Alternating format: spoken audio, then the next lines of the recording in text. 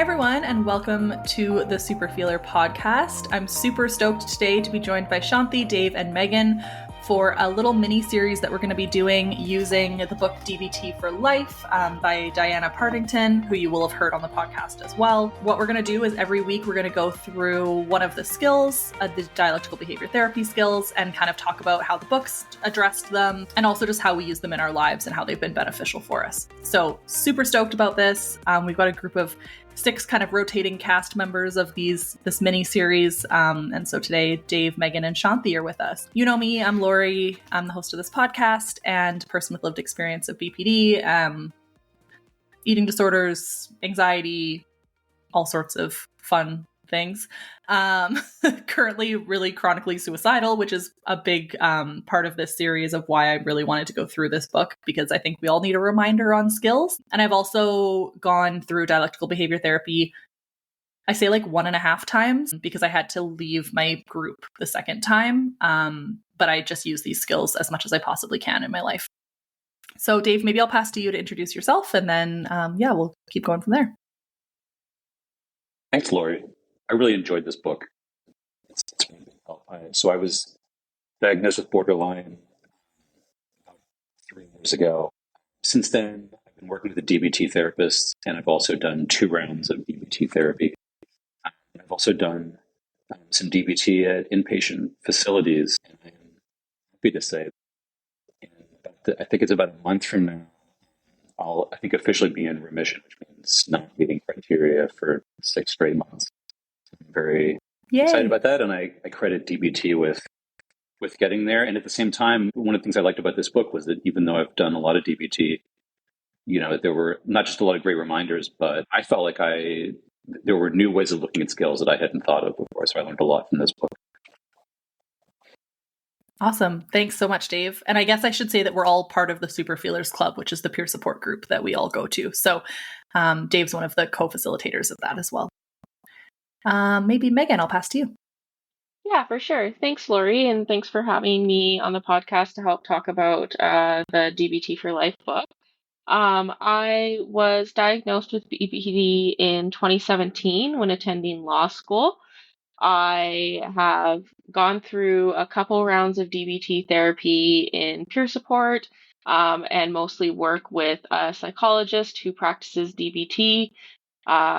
And have gone through a fairly intensive program with her at one point in time. And I'm just really excited to talk about this book. I already just reading the first few chapters, it's a great reminder of skills and just the lived experiences that I've dealt with since 2017. And just happy to chat. Always happy to chat about my lived experiences working as a professional lawyer and experiencing BPD at the same time. Awesome. Thanks, Megan. And I'm trying to think of the timing of this. You're going to come on the podcast and talk about your story more like broadly and your decision to come out, especially in your profession with BPD as well in the future. So I'm super excited about that. Maybe Shanti, I'll pass to you. Hi, I'm Shanti. I have had BPD since, I was diagnosed in 2015, I believe. I've done a lot of DBT in IOP, like 3 or 4 times, honestly.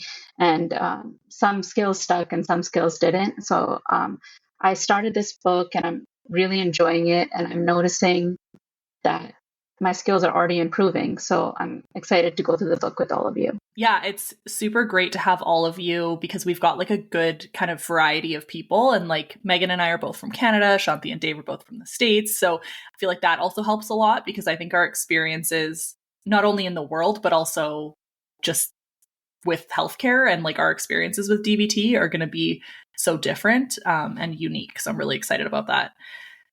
So I'm curious, just like overall general reflections. So maybe for the audience who hasn't read this book yet, we'll definitely have a link in the show notes, but it's a really unique, I would say, dialectical behavior therapy skills book for a couple reasons. One, it's very not borderline personality disorder specific. I don't know if you guys caught that in the introduction, but she actually like really doesn't mention borderline at all.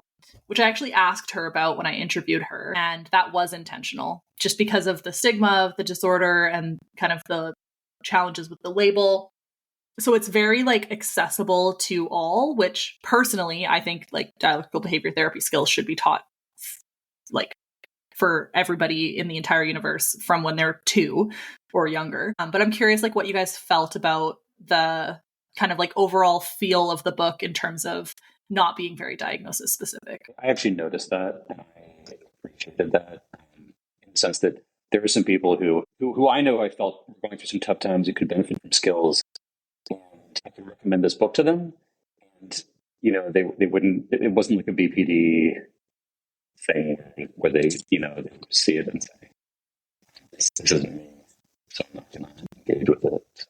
I mean, it's definitely a lot of the stories in it. I think it's not just sort of like people who are feeling a little down, but they're and they need a little bit of help. I mean, there are definitely some extreme stories in here, but I did notice that the label wasn't in there, and I think that's a good thing. Thanks, Dave. Yeah, I love that it makes it a little bit more accessible for people that you don't want to like. Not that anybody should be offended by being called somebody with borderline or whatever, but it obviously happens. So the fact that you can give this to them and it's talking about all the other benefits is kind of nice. I didn't notice it that much because when she talked about Marsha Linehan, I think is her name, I was like, oh yeah, BPD, that's the BPD lady. And so I didn't notice it. And but I liked how she talked about how this is for really everyone, like how you guys both mentioned. Yeah, totally. This is the BPD lady. I love that. Marsha's out there like, yeah, girl, I'm the BPD lady, 100%. Megan, how about you? Any thoughts there? Yeah, I didn't necessarily notice that it wasn't borderline specific, but I do really appreciate the accessibility of the book. Even just like looking at like the cover, like it seems so approachable, and like it has like lots of representations of people on it, and it just looks super easy to read even before opening it up. But the illustrations in it, I think, not just the stories, but the illustrations that go with those stories make this a really accessible read, which I'm thoroughly enjoying. Totally. I find like Marsha Linehan, who created dialectical behavior therapy, is a person with lived experience. She's wonderful, but she's also quite old, and the therapy was created in the 80s. So like if you're used to the old worksheets, they're just like so clinical looking and like not in color. There's no imagery. They're like very black and white, ironically. And like for some people that works really well, right? Like when I was in DBT, I felt like that was helpful because I like having things that are super, super linear. But there's so many people that don't learn that way. And I feel like if you were to like give somebody who's struggling the DBT workbook, like handouts, they would just be like, no, thank you. Which is why another book that it gets recommended a lot is the DBT workbook or the neurodivergent friendly DBT workbook or something. We can link that one too. But again, more colorful, more friendly language, more modern language, I think has the ability to make a huge difference. And like, you're gonna potentially pick this up off of the bookshelf, like in a bookstore, as opposed to like, again, bless her, love her, she saved all of our lives. But the like green, like normal handouts of DBT, you're not going to be like, yay, this looks super awesome. Yeah, I think it's really cool. And one thing that's interesting about Diana, who wrote this book, is that her master's thesis was about effectively teaching DBT skills for different learning styles. And you can totally see that she's done that well. Also to note, Diana references her own lived experience in the book, but not specific to borderline, which I also thought was really interesting. Because as you're reading a little bit about her story in the beginning, you're kind of like, oh yeah, like this is super relatable. But she doesn't identify with the diagnosis, which is super fine. Like that's the reason this podcast is called the Super Feeler Podcast, because we don't need to have a diagnosis to resonate with this kind of life that we're all living of being super feelers. But yeah, so talks a lot in the introduction about how not only dialectical behavior therapy was created by somebody with borderline, which we all love, Marsha, but how it has the connection to cognitive behavioral therapy, the concept of acceptance, dialectics, which I've always found really difficult to like conceptualize. And I feel like she does a good job of that. And then also the Buddhist psychology that is inherent to DBT, but is often kind of left behind. And just like a quick shout out that Diana is actually starting a podcast that will be out by the time this comes out, where it's her as a therapist and person with lived experience and a person, I don't know the exact word, but like a Buddhist practitioner. I'm not really sure how that works, speaking about each of the skills. So that'll be really cool to kind of see that intersection more. Does anybody want to like talk a little bit about dialectics as a concept? Because that might be important for people who don't know what dialectical behavior therapy is. Yeah, I'm happy to say something. And this is actually one of the parts of the book that I thought really, I think that I understood the dialectical part pretty well going into this. But I know it's something that people struggle with, and she does a good job of explaining it. I mean, I think, one of the things that at least I sort of like was taught very early on in DBT is instead of, if you're going to make two statements and you're going to link them with a but, change the but to an and. And, that's sort of like a really concrete way to get yourself thinking about two things being true at the same time. And it doesn't mean that the truth is necessarily in the middle in both. You have to sort of compromise on both. But it's that like literally, both two things can be completely valid at the same time, and figuring out what to do or how to cope with things really often involves recognizing that there's two things that are true at the same time. So you're not sort of like focusing on one and ignoring the other one because you have to pick one side. I think, to me, like one of the most interesting pages, and it was something that I'd sort of thought about, but she puts it so well, is the page 16 that has to do with acceptance versus change. And she's talking about the contrast between cognitive behavioral therapy and sort of like traditional, traditional therapy of the kind that a lot of people go through, where you're just sort of sitting and talking about your childhood and things like that. And I think that it really helped me it really put into words what I've thought is so special about DBT, which is I think that there are very few people who have more serious mental health conditions. In other words, not just people who are feeling a little blue and maybe they got fired from their job and they need someone to talk to them. But, I think that this idea of sort of traditional therapy, that if a patient can just sort of untangle something in their history, figure out in their history what it is that has created the patterns, that'll be sufficient for you to sort of like get back to having a productive life and being healthy. Fantasy. It's just not, in particular for people with borderline, it's just not true. And at the same time, just telling people with borderline, don't think about what happened in the past, your trauma, your childhood. It's extremely invalidating, and it's really hard then to engage with a therapist. And so I really like the way that she explains here that rather than picking one, DBT does both. So there's room in it to accept what's happened and for validation. And at the same time, they're not just sort of leaving you hanging once you've figured out why you are the way you are. And they're saying, okay, now here's a list of very practical things that you can do to get you on a track that is, at least closer to where you want to be and to make life a life worth living. Yeah, thanks, Dave. I super agree. And I feel like the invalidation of cognitive behavioral therapy is really interesting. Somebody recently told me that they're a counselor, and they said like they consider cognitive behavioral therapy to be like the gaslighting of therapy. And there's a lot of benefit to cognitive behavioral therapy, right? Like 100%, if you have like anxiety about a specific situation, or like you're having some phobia issues, like definitely super beneficial. But to just, like kind of be told like, well, if you weren't having that thought, then you wouldn't have this behavior, and then you wouldn't have this emotion. And you're like, okay, but I do have all of those things. So like, how can we address the fact that I do have all of those things and I still want change? And I do feel like dialectical behavior therapy does a better job of being able to acknowledge that this is the current reality, but also that it doesn't have to be the forever reality. Any other thoughts on the kind of like history of dialectical behavior therapy and just the dialectic concept. I love the change the but to an and she has some good examples of that in here. Like you can be by yourself and still be connected to others. You can be independent and also want help. You can be accepted exactly as you are and need to change. I feel like those are all beautiful examples. All right. So in that case, should we move on to the first skill? So a little bit about how the actual chapters work. So if you're new to dialectical behavior therapy, obviously none of us are, but as a listener, there's 4 units of dialectical behavior therapy. So the first is mindfulness. Oh my God, somebody help me. The second is interpersonal effectiveness. The third is emotion regulation. And the fourth is distress tolerance. So the first few episodes of this series, I think the first 5 episodes of this series are going to be mindfulness skills. And so at the beginning of each unit, she does a little bit of an overview of mindfulness as a general concept and then talks about each individual skill.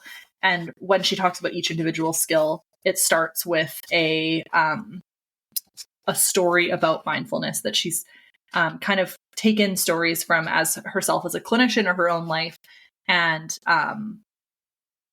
kind of collated them together to create like a more general story about each of these things. So we'll talk kind of a little bit about the story and then how we use the skill or don't use the skill and why or why not, which I think is the most important thing about DBT is you're not always going to use all the skills. So don't beat yourself up if you're not able to use them all.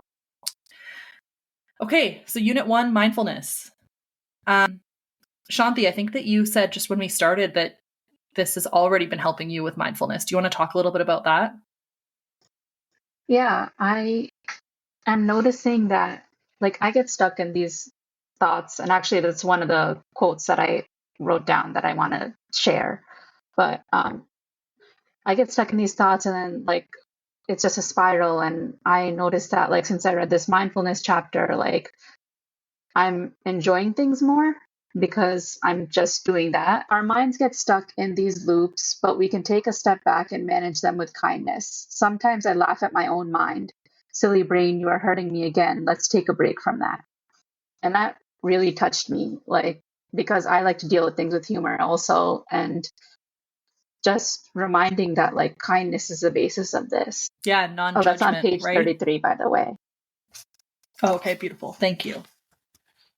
Yeah, thanks for that quote. I think that that's so important for us to realize that like our mind is just doing its thing, right? And like we can't control what it's doing, but we can like help it, right? And I like the you're being silly kind of response that she has there.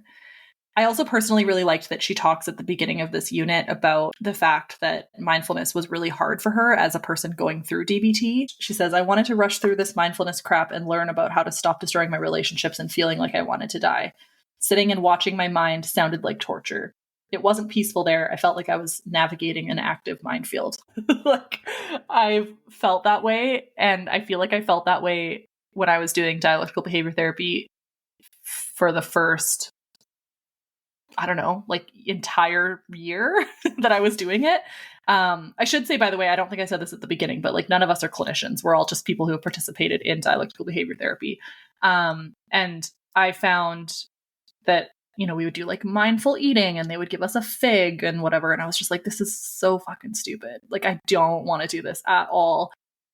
But the more, I mean, it's been 10 years since I started dialectical behavior therapy and started trying to incorporate this into my life. And the more that I do it, the more that I realize like there is such value in mindfulness. It's just finding mindfulness that works for me, which is not necessarily the same mindfulness that works for everybody else. I don't know if anybody else had initial like negative reactions to mindfulness when they first started. Yeah, I can say that when I started mindfulness, it was like how to induce a panic attack, try to do mindfulness because my brain would just go, "Oh my God, a body scan? What? Like there's something wrong at every spot in my body scan. This is just making me feel anxious about like staying still."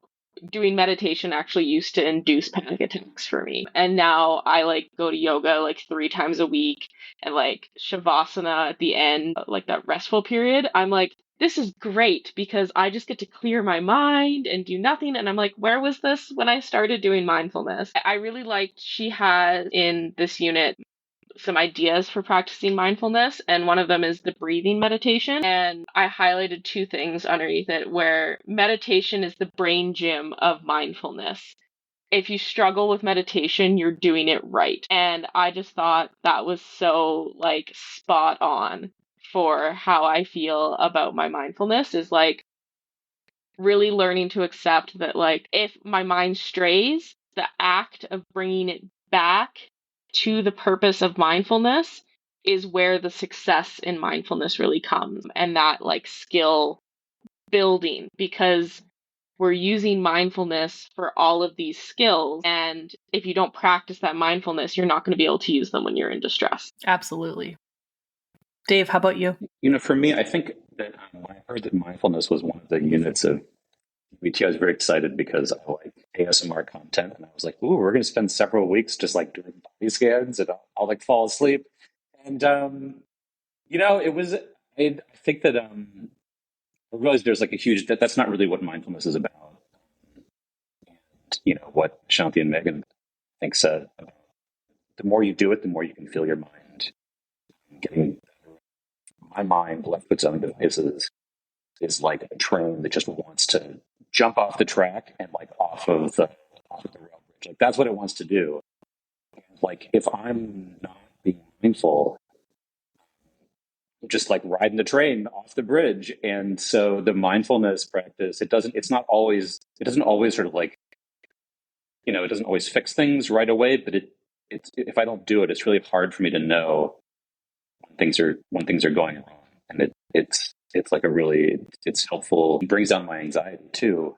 Just that, it's built up my confidence that I know when the train is like trying to go off the track, and noticing it before it's like already turned into a crisis. And I also like, I like this reminder. I think for so many people, mindfulness, as she says, I think she said in the beginning, you don't need to be, in some sort of a meditation studio. You don't need special pillows. And she's got so many practical things in here, the idea of eating mindfully, driving mindfully, essentially just doing, when you're trying to look at it first, just doing one thing at a time and just being with that thing. And you don't have to do it for an hour. If you do it for 2 minutes at a time, and just get that practice, it'll get easier every time. Yeah, I do really like that she has those examples, because like for me, I need something that's beyond just sitting in my thoughts or lack of thoughts. Like I guess it's technically supposed to be lack of thoughts, but like other than yoga, which I find incredibly beneficial to just, be in Shavasana and just be. But I find when I'm doing that, I know that there is either movement that's about to happen or movement that has already happened. And so it's a bit of a different like place for me, as opposed to just laying there without some sort of like reason. So the concept, especially of like driving mindfully, is so good, because like, first of all, we should probably all be driving mindfully. Rule number one. But also like, we all have done it where you're just like, oh my God, how did I get here? Driving is a complicated process, and you're just not you're not in the moment at all. And like, actually, I have an embarrassing example of this, but on the way to and from the yoga studio that I go to, there's been a three-way stop forever, and they just put a light in. And like, they needed to put a light in. I'm sure people have died at this intersection because it's like really bad. And I knew that they were going to put a light in for like months. And so I've been like trying to tell myself, like, Lori, they're going to put the light in. Like, the light's been installed. It hasn't been turned on yet, but like, you can't forget that there's a light. So I drive the same route like 3 times a week. And the other day I just like straight up ran the red light, because I stopped, looked both ways. There was nobody there. And I went, perfect, it's a 4-way stop. And I just ran a red light. And had I been mindful, I would have been like, that's a red light. That doesn't mean go. Like, that's not a yield. That's not a 4-way stop. And that's a light now. You can't go. That's illegal. But I was so just like not mindful that I just literally ran a red light. And it took me to getting halfway through the intersection to be like, oh, and then like, what are you going to do? You got to keep going at that point. But But yeah, it's wild how like unmindfully we drive. And she talks about eating mindfully. That can be really hard for some people, especially if you have challenges with food or eating disorders. I know that I should try and eat more mindfully, but it's just like a mental block for me. I don't know if anybody else finds that helpful, but walking, swimming, yoga, all of those like active movement things I find are like the best way that I can practice mindfulness. And I've just kind of decided or like come to the realization that I can choose the mindfulness that works for me as opposed to have mindfulness prescribed to me in a way that isn't going to work, because that's where you're going to get frustrated. So that's been helpful. It's just, I think that one of the issues is that these days in our society, there's just very few places where we aren't expected to be doing three things at once. And so, I feel a lot of guilt if I'm just going to focus on doing one thing. And really the only places left now that they have Wi-Fi and everything on airplanes where you can do it guilt-free is driving and exercise. Even eating, we're expected to be checking emails and doing all kinds of stuff. So I think those are good ways to take advantage. Well, and even exercise, like where are you exercising where there isn't music or like podcasts or something? And that's why I find swimming and yoga are like the only two places where I can't have my phone. I can't have an iPod or iPod. How old am I? Jesus. I can't have a phone. I can't have a podcast playing. There's no radio. There's no TV. And I just have to be. And so like swimming, which ironically, the story that they share at the beginning of this chapter is actually about somebody swimming.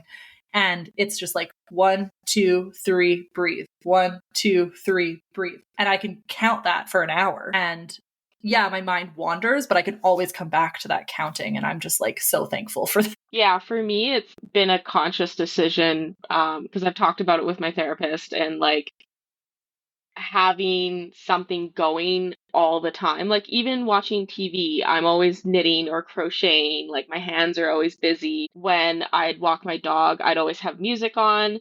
And now a lot of the times, like she's like, you just need to take a second to calm your brain down. And so I've made like the proactive decision that when I go and take my dog for a walk, I don't listen to music most of the time. I am just out walking my dog. I focus on him entirely. Like, I'm not distracted by my phone or like trying to check emails. I'm like, okay, this is a 25-minute walk where I'm doing nothing but focusing on my dog and my dog's needs.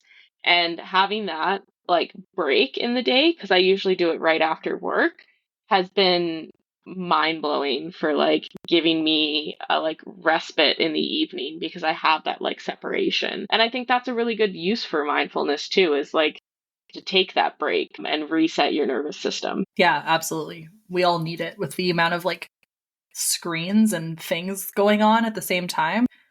I don't know how people that are like growing up with TikTok are going to be able to turn their brain off for like 1 second, because there is no break ever for our minds. Shanti, is there any like mindfulness practice that particularly is like helpful in your life or that you kind of go to generally? I think washing dishes. I think that's the first time that's an example they give a lot when you first bring up mindfulness. But I try, like when I'm struggling with mindfulness, to do mindfulness and things that I like doing. So that way, like, it's not pushing myself as much as I usually push myself, or like try or tell myself like, oh, you're bad because you can't do this. Like I today mindfully played video games instead of like checking my phone every 5 seconds, and like, and it was fun. I got lost in it. Like, so actually, like with mindfulness, like I don't know if it's my culture, or the first time I heard about mindfulness was like in college, they were doing like sessions. Like you can come in if you, and I knew about it because of my therapist, like because they put up signs in the therapy area. And I sat there and I was like, wait, I think I know how to do this. And going back to that, and like it's easy to get lost in your thoughts. And for me, it's not just like getting lost in my thoughts once. Like if I get lost in my thoughts, I get lost in my thoughts for like weeks, I feel like. So when I am in the good place to practice, like I really enjoy mindfulness. That's awesome. I don't know if I've heard of anybody who, other than you, who felt like I can do this when you first started mindfulness. That's fascinating. I love that. Okay, well, are any last thoughts on mindfulness before we move on to the next skill? I just wanted to mention one thing about the book in general, which is that, at the end of this section, there's like a sort of blank page where it says notes, ideas, and insights. And I think for almost all the skills, sometimes it's spread throughout check sheets and things, but at the very least, at the end of each section, they have some sort of a, sort of fill in page, to do some practical work. It's easy to skip over those pages, but there's no substitute to actually, just taking a moment before you flip to the next page, engaging with them. I think it's great that she included those things in here. Yeah, that's such a good point. I definitely skipped that page, but I know like the rest of my book is like super marked up. Yeah, there you go. Perfect. Okay, I don't need to feel too much shame there. But the rest of the book, like I'm marking it up, right? Like that's what these are for, right? Like they're not to like just look pristine. I've got Sharpies, I've got different color pens, highlighters, whatever, because I'm like, if I'm going to get as much out of this as I can, like, why wouldn't I mark this up? Like, it's just what we should be doing.